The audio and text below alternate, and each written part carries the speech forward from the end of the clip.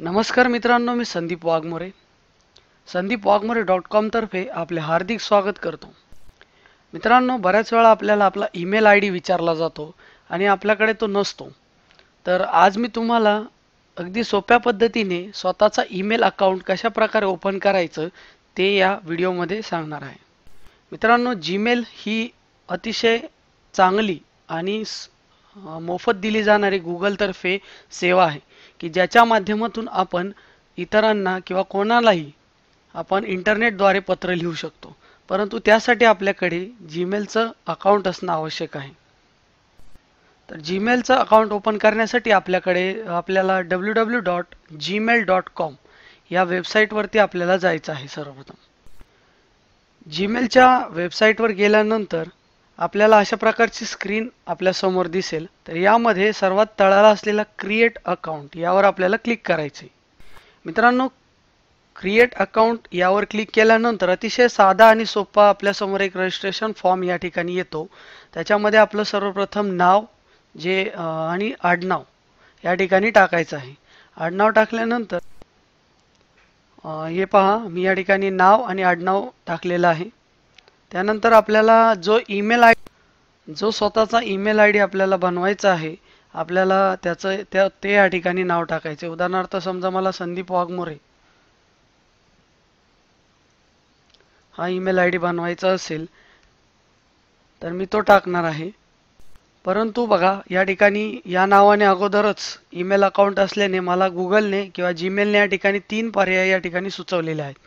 तर त्यातला कोणताही एक पर्याय मी निवडू शकतो, कारण संदीप वाघमोरे या नावाने ऑलरेडी मी अकाउंट तयार केलेलं आहे. त्यामुळे मला त्यांनी 3 ऑप्शन या ठिकाणी सुचवलेले आहेत. त्यापैकी समजा मी संदीप वाघमोरे 08 हे अकाउंट माझा ईमेल आय डी घेतलेला आहे. म्हणजे जो काही आपण या ठिकाणी ॲड्रेस घेणार त्याच्या पुढे @gmail.com हा आपला नवीन ईमेल आय डी असेल. हा ईमेल आय डी टाकल्यानंतर आपल्या ईमेल ओपन करण्यासाठी स्वतःचा एक पासवर्ड आपल्याला या ठिकाणी तयार करायचा असतो. तर तो आपण तयार करू शकतो. ते कमीत कमी 8 अंकी किंवा 8 अक्षरी आपल्याला या ठिकाणी हवा असतो. तर तो जो पासवर्ड आपण तयार केलेला आहे तोच पासवर्ड आपल्याला या ठिकाणी टाकायचा आहे. हे पहा, पासवर्ड टाकल्यानंतर आपली डेट ऑफ बर्थ जी काय असेल ती या ठिकाणी टाकायची आहे.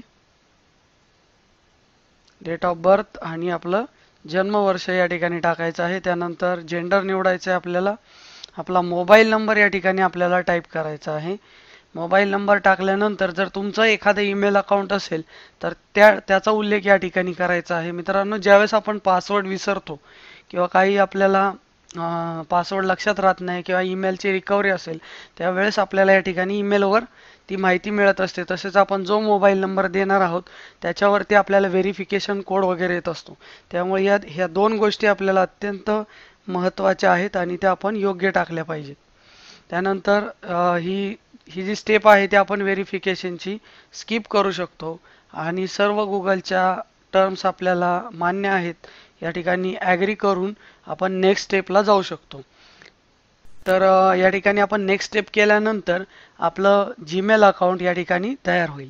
तर मित्रांनो, अतिशय कमी वेळात आपण पाहिलं की स्वतःचा आपण ईमेल आय डी कशा प्रकारे तयार करू शकतो.